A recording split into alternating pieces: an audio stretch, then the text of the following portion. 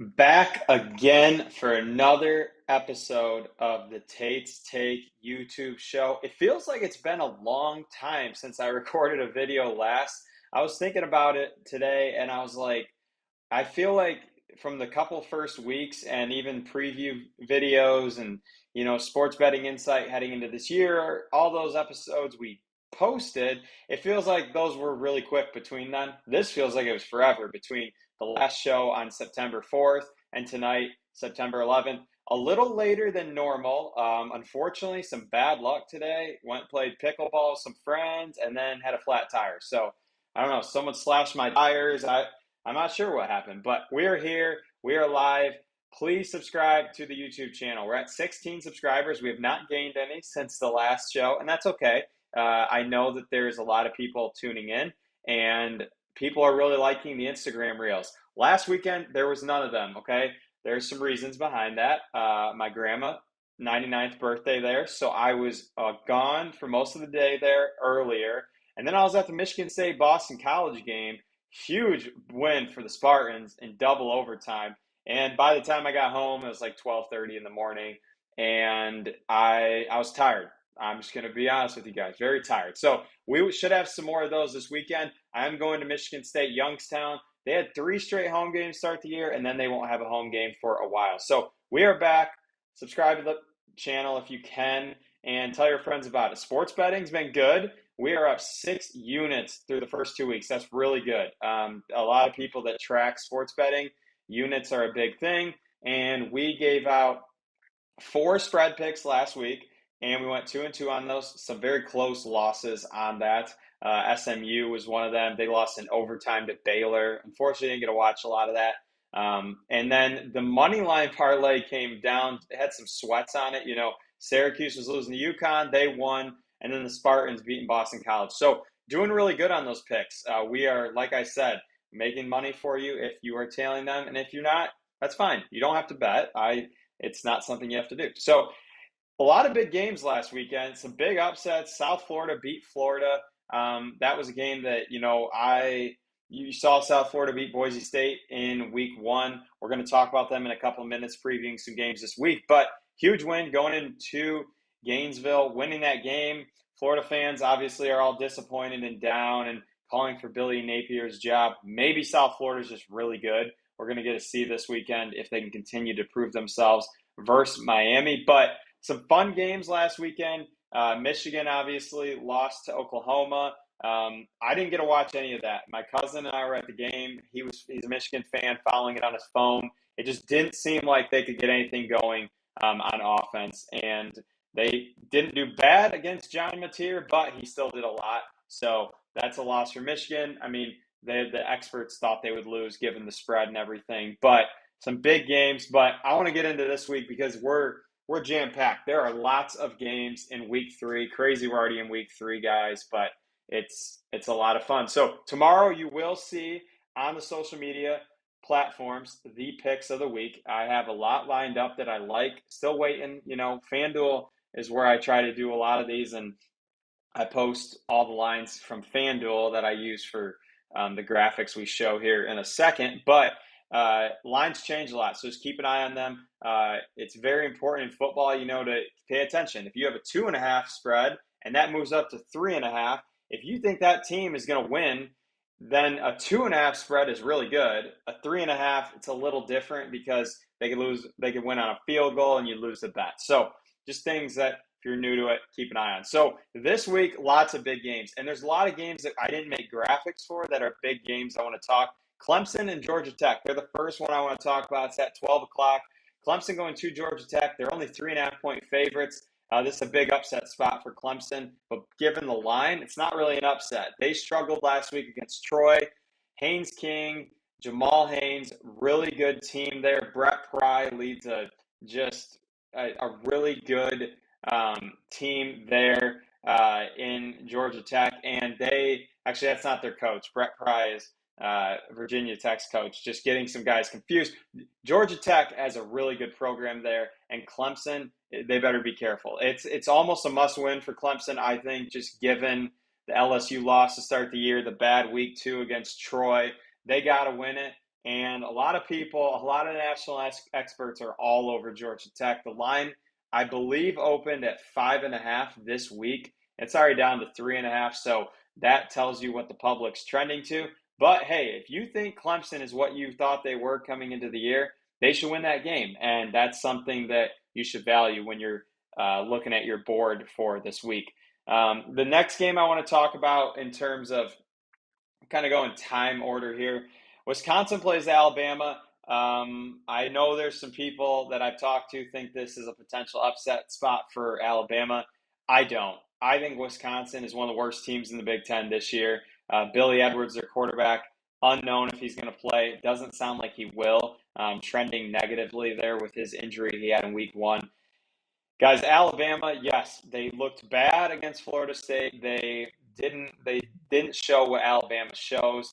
They then played UL Monroe, blew them out, maybe got some confidence there. They get a Big Ten team coming in to Tuscaloosa. I think they roll through Wisconsin. I'm not giving that out as a play because I don't like those big spreads for one of my picks of the week, but I will tell you that I think Alabama dominates Wisconsin. Just kind of I don't know, just kind of the gut feeling there. So the first graphic game, and it's coming up right now, Georgia versus Tennessee. This is a big, big game in the SEC because both these teams are viewed very favorably. I think Tennessee, if you look at them coming into the year, they lost Nico Iamaleava. People are like, he was probably one of their best players last year. What are they going to do? Well, I think they're a better team without Nico Iamaleava.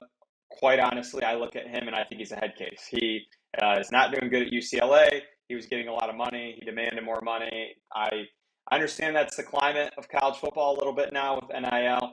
I'm not for those kind of players that, publicly go out there and say they want more money. And credit to Josh Heupel for saying, you know what, we're not paying you that. So they moved on, got Joey Aguilar from Appalachian State. He's been great through 2 games. They dominated Syracuse in the first game of the year. That was a neutral site game in Atlanta.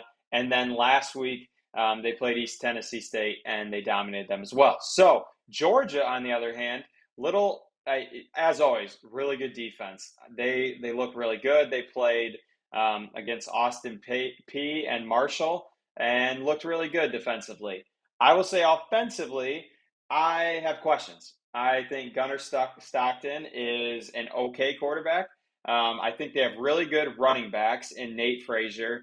I think Nate Frazier is kind of their bell cow guy that I like a lot. Dwight Phillips Jr. has also been really good. He's got over 100 yards in the first 2 games. And then I think the receiver room has improved. I like Zachariah Branch a lot, the USC transfer. Colby Young has been really good. Oscar Delp, the tight end, they're very high on. Not exactly gotten into it. And then they got guys like Cash Jones and London Humphreys who are good options as well out of the backfield. The line here is 4.5. And I think that's an interesting number because I could see one of these teams like Georgia winning by 4 points, like 14-10, 24-20, those type of score, 17-13. I can see them winning by 4 points. I don't know what to think about Tennessee fully, okay? Because yes, they beat Syracuse, who I actually think, deserves some credit. But at the same time, it's Syracuse. It's not an SEC team. It's not a team coached by Kirby Smart. Tennessee is a really good team. They're a hard place to go in and win a game at. That's where I think you see a really big edge here. Kirby Smart is a really good coach. I think he is a guy that has some motivation behind him right now because of what people coming into this year were Texas this, Alabama this. It wasn't Georgia this, and I think Georgia makes a statement here. I think they win the game. The spread, I don't have I would lean Tennessee to cover because I see that scoreline 24-20, 17-13. I see that. I see that more than I see Georgia 17, Tennessee 10. I think Tennessee has a good offense. I think they can put up some points. I just don't want to go out on the record and give that as a pick of the week for the spread. I think Georgia wins, and it's a big first game for Georgia. It elevates them in the top 5, I think, in the AP poll, but I think Georgia gets it done. So a game that is at a weird time, 4:30. So Clemson, Georgia Tech noon, and Alabama, Wisconsin's at noon. Georgia, Tennessee, 3:30. USF, Miami. Okay, that probably wouldn't have been a game we would have talked about prior to probably even last week if they didn't beat Florida, just given kind of how we are as a sports fan. It's against a group of five team. It's Miami. Miami beat Notre Dame. They looked really good. And I don't know, 17 and a half points. I think that's a lot. Um, that just seems like a lot. They dominated Boise State in their first game in South Florida. They then played Florida in Gainesville. Did not get to watch that game, but it sounded like they could play some defense given the score. And they have a stud quarterback in Byron Brown. I'm looking at this game. I like Carson Beck. I think he's a good quarterback. Is Byron Brown the best quarterback in this game? Given the first 2 weeks, I'd say, yeah, he is. And he's a tough dude. Like, he, I talked about this after the Boise State game. That run he had against Boise State was Marshawn Lynch-esque. Like, he was barreling through players, and that's a quarterback. So, what I look at this game is, can they do it again? Because they have two physically and mentally exhausting wins already that took a lot out of them. Miami, I would say, out of those three teams, is probably the best. I like Florida a lot. I'm not giving up on Florida yet, but I think if I looked at Miami, Florida, and Boise State, who's the better team? Well, the AP voters say it's Miami. My perception right now is Miami. So how do they look in a game like this? They beat Notre Dame. They looked like they could play multiple styles. They looked like they could go score on offense, but also play defense. USF, I think they cover. I do. I think they will cover. Don't think I'm going to give it out on the podcast because, like I said, I try to stay away. Not the podcast, or a couple episodes in, I'm still saying podcast on the social media. I don't think I'm going to give it out. But I like USF to cover, but I like Miami to win the game. Miami's the better team, and I think those emotional tolls of the first two games for USF wears out in this Miami game. So 17 and a half, that's a lot of points. And I don't have a lean over under. I think that's a weird one. Where it's at right now, 56 and a half points. I could see both scenarios where, a high shootout. I also could see a game where, it's 30 to 21 and we're under, or 28 to 17. I can see those options because I think there's really good defenses here. And then the final big game I want to talk about before I talk about one other is Notre Dame minus 6.5 at home against Texas A&M. Notre Dame has not played since that Miami loss, and I think that's good for them because that game they went all the way down to Miami, hot, humid. It was in the rain. It was a brawl of a football game. I think this is a must win for Notre Dame. The reason I think that is you look at the rest of the games on their schedule, and I'm pulling up the schedule right now. I would say the toughest game remaining after this game is against USC at home. Go down the list, play Purdue at home, they play Boise State at home, NC State at home, USC, Navy, and Stanford, and their road games are nothing to concern me if I'm a Notre Dame fan. But I think if you get to the end of the year and Notre Dame, let's say, is 10-2, and there's a 9-3 SEC team that has some really good wins. They have one less loss, but they have some really good wins. I think that team trumps Notre Dame if Notre Dame is 10-2 and lost to Miami and lost to Texas A&M. I love Notre Dame this week. I do. Texas A&M has had some close games. Okay, they have not looked like a Mike Elko defense should look. They gave up 22 points to Utah State, 24 against UTSA. They do look good on offense. They're putting up points. There is some injury concerns potentially with Marcel Reed. Mike Elko did say he'll be good to go, but he did get hurt at the end of the Utah State game, something to keep an eye on. They have really good skill positions. Le'Veon Moss, really good running back. Two really good wide receivers, one being the NC State transfer and KC Concepcion. And then Mario Craver has gone off the first couple of weeks. He's a guy I did not know anything about, but he has 13 catches for 236 yards and 3 touchdowns. So he is having a great start to the year. They got skill positions there. Here's the X factor, Jeremiah Love, okay? Jeremiah Love needs to have over 100 yards easily of scrimmage. there's a lot of boosts that are on this game that you can bet on sports books. You can go and get 50% boosts on these games. Whatever Jeremiah Love's prop is for rushing yards, I'm taking the over and I'm taking him to get a touchdown because I think for them to win and having 2 full weeks of practice, it's got to be the Jeremiah Love show, and I think it will be. So I like Notre Dame. And then the last game is LSU against Florida. This is a game that would have had a graphic if Florida didn't lose to USF, but I think Florida should still be viewed as a top team. I do. They're going into Death Valley. It's going to be hard. They're 7-point dogs. LSU wins this game, but I think Florida keeps it really close, and I could see an upset. I really could because a week ago I think this line is 4.5, 3.5. Quite honestly, so really fun games this week. I mean, like I said, I went through 3 top 25 games. You got LSU, Florida, some other fun games. Vanderbilt against South Carolina. There's a lot of talk about that one. I'm just excited for some good football this weekend. Like I said, I will be at Michigan State, Youngstown at 3:30. Hopefully get home, get Notre Dame Texas A&M on the big screen, get LSU, Florida on the side screen, watch the Buckeyes on the iPad. So lots of good football this weekend, lots of good games.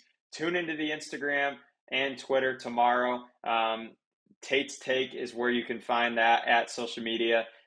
You'll find all the picks for the week, what I'm liking, the money line parlay, which is 2-0 this year. As always, please subscribe to the YouTube channel. Tell your friends.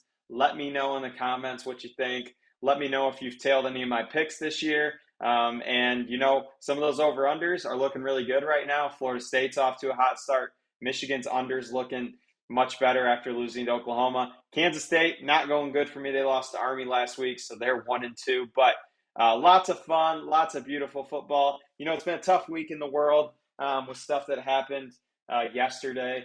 And guys, sports like this can take our minds off some really horrible things that happen in this world. And unfortunately, sports can also be abused, and players can be taken advantage of, and things can be said about players. I encourage you guys, as you watch college football this weekend and NFL, whatever you do, just go in it with love on your mind. I know that's a simple phrase, but if your team loses, your team loses. Those players, I've been a part of Division I sports teams. They don't want to lose, and it means a lot to them when they lose. And just keep that in mind. There's a lot of hate that goes out there right now, and I just encourage everybody keep love on the front of your mind and treat people with kindness. It's a simple request, but unfortunately not something we do the greatest of in this country. So everybody, enjoy a great weekend of college football ahead. Enjoy some big games. Put some money out there if you want to, and we will see you next week to recap a really good week 3 on a Tate's Take.